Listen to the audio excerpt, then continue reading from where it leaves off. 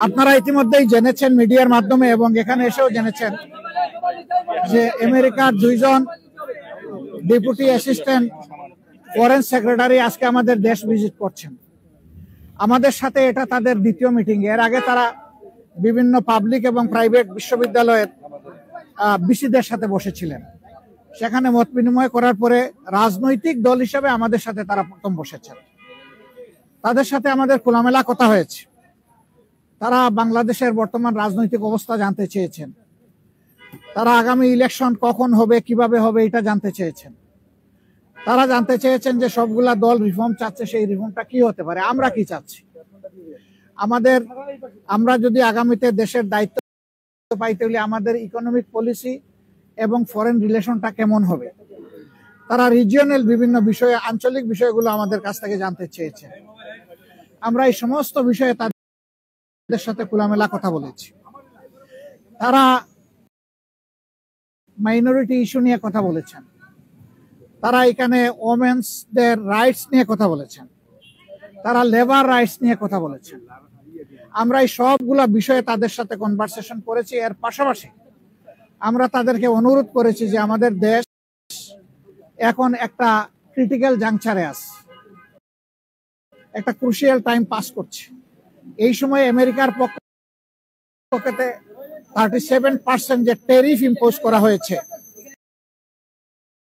এটা যেন তারা পুনর্বিবেচনা করে। এবং আমরা অনুরোধ করেছি আমাদের এই অনুরোধ তারা যেন পৌঁছে দেন। আমরা জানি ইতিমধ্যে আমাদের সরকারের পক্ষ থেকে একই অনুরোধ ফরমাল চিঠির মাধ্যমে জানানো হয়েছে।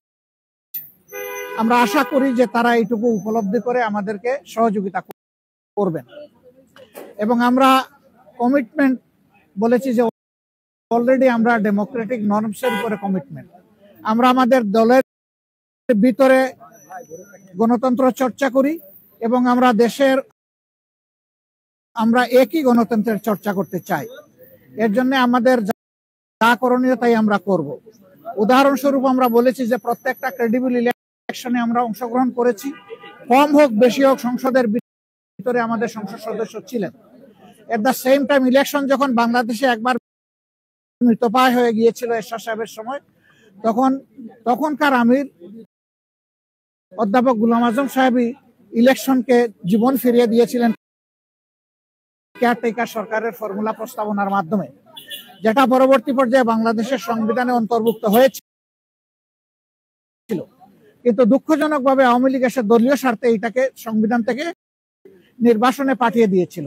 এখন আবার সারা জাতি এটি চাচ্ছে এবং আশা করি আমরা এটা আবার পুনঃপ্রতিষ্ঠিত হবে। আমরা আগামী নির্বাচনটা পিয়ার ভিত্তিতে করতে চাই, যেটা ইতিমধ্যেই আমরা বলেছি, আপনারা জানেন। কেন চাই সেটাও আমরা বলেছি, আপনারা জানেন, নতুন করে বলার দরকার নেই। তারা শুধু এতটুকু জানতে চেয়েছেন যে আমরা কখন এই নির্বাচনটা অনুষ্ঠান দেখতে চাচ্ছি।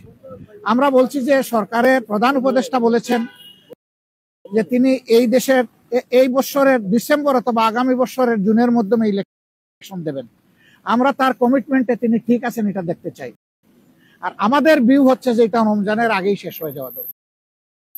ওই জুন পর্যন্ত অপেক্ষা করলে তখন বর্ষা, ঝড় ঝাপটা, বিভিন্ন ধরনের প্রাকৃতিক দুর্যোগ আসবে, তখন আবার ইলেকশনটা অনিশ্চিত হয়ে যাওয়ার আশঙ্কা দেখা দিবে। আমরা এই জন্য চাচ্ছি ওই আশঙ্কার আগেই, রমজানের আগে যাতে এটা হয়ে যায়, আমরা সেটা আমাদের মত। আমরা বলেছি যে এরকম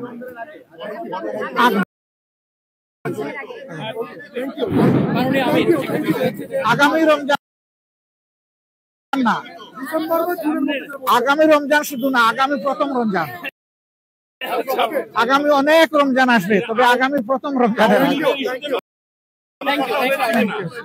আওয়ামী লীগের ইস্যু কোন সব ইস্যু আমরা বলেছি যে যাতে ট্রমাটাইজ, এখনো হাসপাতালের বেডে অনেকে পড়ে আছে, এখনো শহীদদের মারা, সন্তানরা, স্ত্রীরা কান্নাকাটি করে।